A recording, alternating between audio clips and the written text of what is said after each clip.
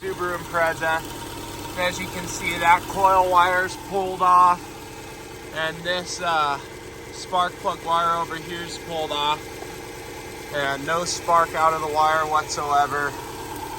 Mom had started it the other day, and she said the car was shaking like she had never seen and didn't have any power when she was driving home. So the coil had died, which is pretty common. It's got, I don't know if it's over 200,000 now. 211,000 miles on the clock, and nothing we've ever done to the engine, and coil died. But here it is running on 2 cylinders. You can tell it's misfiring, but pretty impressive with just running on 2 cylinders. So that rose the question with me. I got the brand new coil right here. Gonna throw that in. But will she run on 1 cylinder? I want to know this. So I have a pair of insulated things here.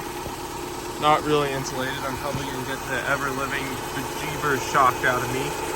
But I want to pull a spark plug wire out, and now you'll hear this one.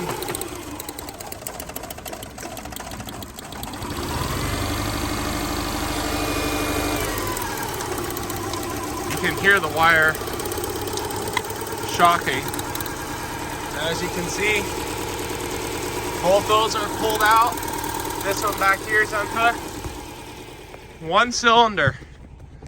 It is running off 1 cylinder.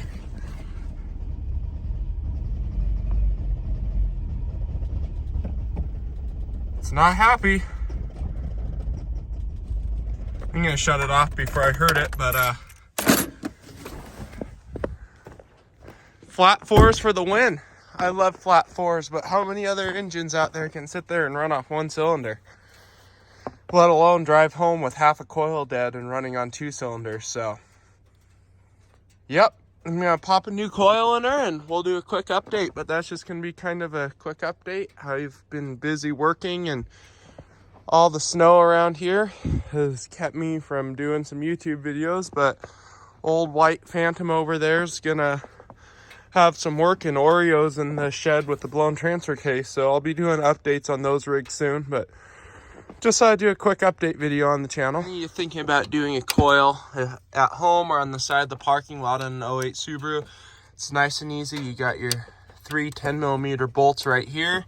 Pull your spark plug wires off. There's a plug on the bottom of the coil, and you put it back in.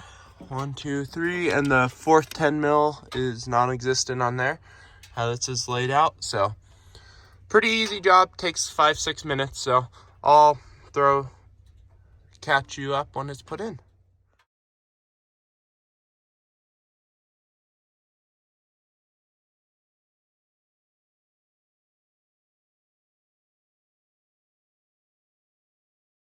Alrighty, anyways, as you can see in the time lapse there, probably the hardest part was that electrical connector, just from being on top of the engine. You know, you're supposed to be able to push in on these. It's this exact same style. You push in, and then you push down on that clip, and you pull them out. It did not want to come out at all. It was just all that hard plastic. I didn't want to break it, so I ended up getting a screwdriver and prying up just a little there, and then pushing here while I pulled out with my hands. And it was just kind of tight in there, but came right out. I pulled this off. If you were on the side of the road doing it, you wouldn't have to, but it's 2 flathead screws and comes right off, so pretty easy. Put my 2 spark plug wires on. Spark plug wires are all hooked up. Total, I think it's been about half hour, and that includes messing with it to pull the 1 spark plug out and just figure it all out. There she goes. Revs nice and good.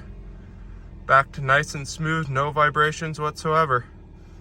I'm gonna go, probably could just drive it would clear the codes, or throw the code reader on it and it would clear them that way. But Anyways, if you have a cylinder number 2 and 4 misfire, it could be a bad coil. So easy way to check is just pull one of the spark plug wires out on whichever cylinder, go through, and if you don't hear them sparking off the spark plug wire, you probably have a coil, or for some reason it's not signaling to fire the coil, but more than likely it's a coil. Anyways, hope you enjoyed this quick episode. Thank you.